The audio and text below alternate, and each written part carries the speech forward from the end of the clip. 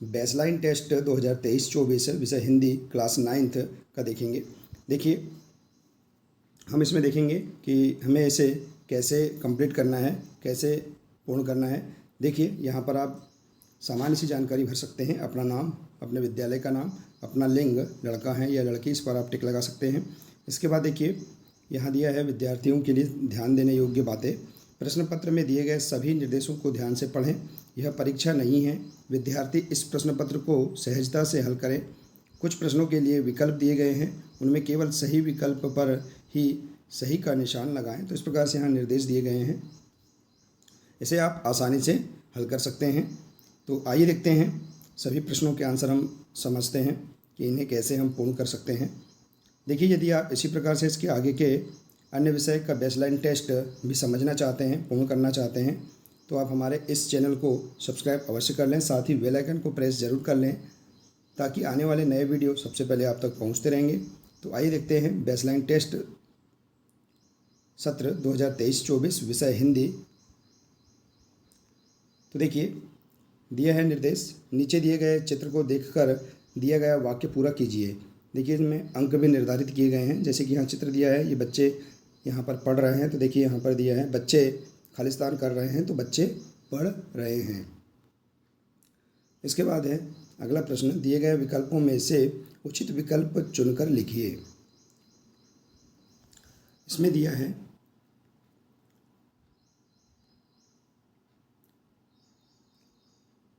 मैं विद्यालय की खालिस्तान जा रहा हूँ। यहाँ दो विकल्प दिए हैं, और तो मैं विद्यालय की ओर जा रहा हूँ।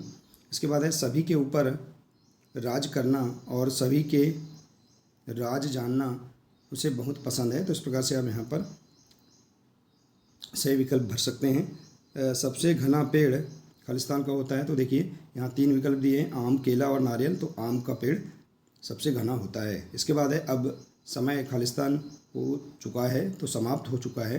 इसके बाद है नीचे लिखे वाक्यों को सही अर्थ प्रदान करने के लिए उचित मुहावरे पर सही का निशान लगाइए।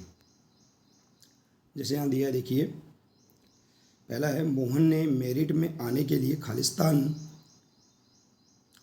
तो यहाँ देखिए दो विकल्प दिए हैं, नाक में दम कर दी और दिन रात एक कर दी। तो यहाँ इसका राइट आंसर है एक दिन रात एक कर दी। इसे आप यहाँ लिख भी सकते हैं या राइट का निशान लगा सकते हैं, यहाँ निर्देश दिए गए हैं। इसके बाद दूसरा है शरारती बच्चे शिक्षक को आता हुआ देखकर 9-2-11 हो गए। तो इसका आंसर आप राइट आंसर इस पर टिक लगा सकते हैं। इसके बाद देखिए, है या हैं लिखकर निम्नलिखित वाक्य पूर्ण कीजिए। जैसे देखिए, अमिता सो रही है, यहाँ देखिए ये वाला यहाँ पर आएगा, और बिल्ली दूध पी रही है। तो इस प्रकार से आप यहाँ पर सही वाक्य पूर्ण कर सकते हैं। इसके बाद देखिए, अगला है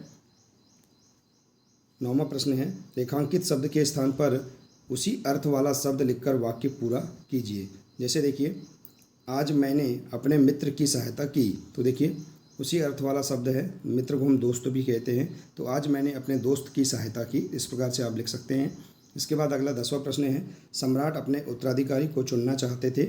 इसका अर्थ है कि राजा एक ऐसा व्यक्ति खोजना चाहते थे जो खालिस्तान। नीचे दिए गए विकल्प में से एक विकल्प का चयन करके लिखिए। तो इसमें इसका राइट आंसर हो जाएगा कभी असफल ना हुआ हो। तो इस प्रकार से आप यहाँ पर इसका राइट आंसर देख सकते हैं। आप और भी इसका राइट आंसर का मिलान कर सकते हैं अपनी पाठ्यपुस्तक से भी। इसके बाद देखिए, अगला है 11वां, मैं आज से पहले दिनेश से कभी नहीं मिला। वह वाक्य चुनिए जिसका अर्थ ऊपर दिए गए वाक्य के समान है।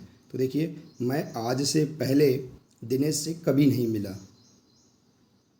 अर्थात हम कह सकते हैं मैं दिनेश से आज पहली बार मिला। तो इस प्रकार से इसका राइट आंसर आप यहाँ पर देख सकते हैं। इसके बाद अगला 12वां प्रश्न है, नीचे दिए गए वाक्य को सार्थक शब्दों के प्रयोग से पूरा करके लिखिए। जैसे कि है, आज मैंने विद्यालय में, जैसे कि सार्थक शब्द अंग्रेजी पढ़ी, या मैंने विद्यालय में खेल खेला। इस प्रकार के और भी अन्य वाक्य आप लिख सकते हैं। अगला प्रश्न है, दिए गए शब्दों को सही क्रम में लगाकर सार्थक वाक्य बनाइए। देखिए, यहाँ दिया है प्रत्येक अपने कर्मों का फल व्यक्ति भुगता है। तो इसे हम सार्थक बनाएंगे। प्रत्येक व्यक्ति अपने कर्मों का फल भोगता है। इसके बाद है नीचे दिए गए वाक्य को प्रश्न के रूप में पुनः लिखिए। जैसे मैंने मिठाई खा ली है, तो इसका प्रश्न के रूप में लिखना है, क्या मैंने मिठाई खा ली है, और प्रश्नवाचक चिन्ह लगाना है आपको। इसके बाद देखिए अगला प्रश्न 15वां, कक्षा में आए नए विद्यार्थी श्याम और शिक्षक के बीच संवाद को पूरा कीजिए। जैसे कि देखिए शिक्षक, आपका नाम क्या है, तो श्याम, मेरा नाम श्याम है। शिक्षक, आपके पिताजी का नाम क्या है, तो श्याम, मेरे पिताजी का नाम मोहन है। तो इस प्रकार से हम इस संवाद को पूरा कर सकते हैं। अगला प्रश्न है 16वां, कोष्ठक में दिए गए विराम चिन्हों में से सही विराम चिन्ह का प्रयोग कर नीचे दिए गए वाक्य को पुनः लिखिए। मेरे पास पुस्तक नहीं है, क्या तुम मुझे अपनी पुस्तक दोगे। तो देखिए यहाँ विराम चिन्ह, यहाँ प्रश्नवाचक चिन्ह है। तो देखिए मेरे पास पुस्तक नहीं है, क्या तुम मुझे अपनी पुस्तक दोगे, और लास्ट में प्रश्नवाचक चिन्ह आपको लगा देना है। इसके बाद देखिए अगला है एक गद्यांश दिया है। देखिए वो दी गई जानकारी को ध्यान से पढ़कर प्रश्न 17 से 19 तक के उत्तर लिखिए। एक जंगल में परिजात का एक पेड़ था। परिजात का कोई मुकाबला नहीं था, उसकी सुंदरता बेजोड़ थी, उसका रंग रूप निराला था। परिजात को भी अपने गुणों का पूरा पूरा पता था। नीले आसमान में सिर उठाए इस शान से खड़ा रहता था, मानो पेड़ों का सरताज हो। जब बाहर के दिन आते तो परिजात अनगिनत नन्हे नन्हे फूलों से लद जाता है। लगता मानो किसी ने आकाश से सारे तारे तोड़कर परिजात की शाखाओं पर टांग दिए हों। नन्हे फूलों से झिलमिलाता परिजात जब सुगंध भरी पराग जंगल में बिखेरता तो जंगल नंदन बन जाता। चुंबक की तरह परिजात सबको अपनी तरफ खींचता, जिसे देखो वही परिजात की तरफ भागता। सतरंगी साल ओढ़े चटकीली तितलियां सहेलियों के साथ झुंड का झुंड बनाकर पारिजात का श्रृंगार देखने आती तथा जाते जाते फूलों को खींचकर पराग अपने साथ ले जाती।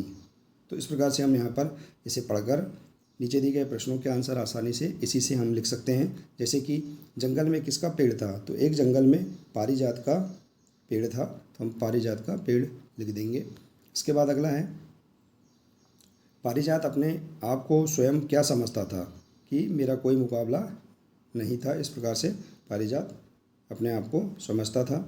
इसके बाद है तितलियां क्या करती थीं, तो देखिए यहाँ पर तितलियां सहेली के साथ झुंड का झुंड बनाकर पारिजात का श्रृंगार देखने आती थी और जाते जाते फूलों को खींचकर पराग अपने साथ ले जाती थी। तो इस प्रकार से हम इसे लिख सकते हैं। इसके बाद है अपनी पसंद के किसी राष्ट्रीय त्यौहार के बारे में 2 वाक्य बनाकर लिखिए। तो देखिए राष्ट्रीय त्यौहार जैसे कि रक्षाबंधन, होली, अन्य जो राष्ट्रीय त्यौहार है इनके बारे में 2 वाक्य आप लिख सकते हैं। जैसे कि रक्षाबंधन भाई बहन का त्यौहार है, रक्षाबंधन के दिन नए कपड़े पहनते हैं। तो आप अपने मनपसंद के कोई भी राष्ट्रीय त्यौहार के बारे में लिख सकते हैं। इसके बाद है चित्र को देखकर उसके बारे में 3 वाक्य लिखिए। देखिए यहाँ पर चित्र दिया है, इसके बारे में हम 3 वाक्य लिख सकते हैं। जैसे कि बच्चे रस्सी कूदना खेल रहे हैं, बच्चे बलून या गुब्बारे खेल रहे हैं, इसके बाद बच्चे साइकिल चला रहे हैं, बच्चे फुटबॉल खेल रहे हैं। तो हम लिख सकते हैं, देखिए इस प्रकार से 3 वाक्य, कोई भी 3 वाक्य हम इस चित्र को देखकर लिख सकते हैं। जैसे कि बच्चे गुब्बारे खेल रहे हैं, बच्चे साइकिल चला रहे हैं, बच्चे रस्सी कूद रहे हैं, खेल रहे हैं। तो इस प्रकार से हम और भी अन्य वाक्य लिख सकते हैं। इसके बाद देखिए अगला प्रश्न 22 नंबर का, नीचे दिए गए पत्र को पूरा कीजिए। 4 दिन के अवकाश हेतु प्रार्थना पत्र। देखिए प्रधानाचार्य या प्राचार्य शासकीय हाई स्कूल, जो भी अपने स्कूल का नाम है इसका हम लिख देंगे। जैसे कि हमने उदाहरण स्वरूप लिखा है। आप अपने विद्यालय का नाम यहाँ लिख सकते हैं, अपने क्षेत्र का नाम लिख देंगे और अपने शहर का नाम। इसके बाद है विषय 4 दिन के अवकाश हेतु प्रार्थना पत्र। देखिए यहाँ पर दिया है 4 दिन के अवकाश हेतु, तो हमें यहाँ पर भी 4 दिन के अवकाश हेतु प्रार्थना पत्र लिखना है। इसके बाद है महोदय, सविनय निवेदन है कि कल अचानक मेरा स्वास्थ्य खराब हो गया, अतः मैं स्कूल आने में असमर्थ हूँ। अतः आपसे निवेदन है कि मुझे 4 दिन का अवकाश प्रदान करने की कृपा करें। धन्यवाद। आपका आज्ञाकारी छात्र, जो अपना जो नाम है उसे यहाँ लिख देंगे। तो इस प्रकार से हम यहाँ पर इसे हम पूरा कर सकते हैं इस पत्र को। इसके बाद है अगला, दिए गए विकल्प में से उचित विकल्प पर सही का निशान लगाइए। उपर्युक्त पत्र को लिखने का मुख्य उद्देश्य क्या है, तो इसका मुख्य उद्देश्य है कि सूचना देना तो इस प्रकार से देखिए हम यहाँ पर इस बेसलाइन टेस्ट को हम समझ सकते हैं, इसे आसानी से हम हल कर सकते हैं। देखिए इस प्रकार से, तो आप देख सकते हैं बेसलाइन टेस्ट क्लास 9th विषय हिंदी।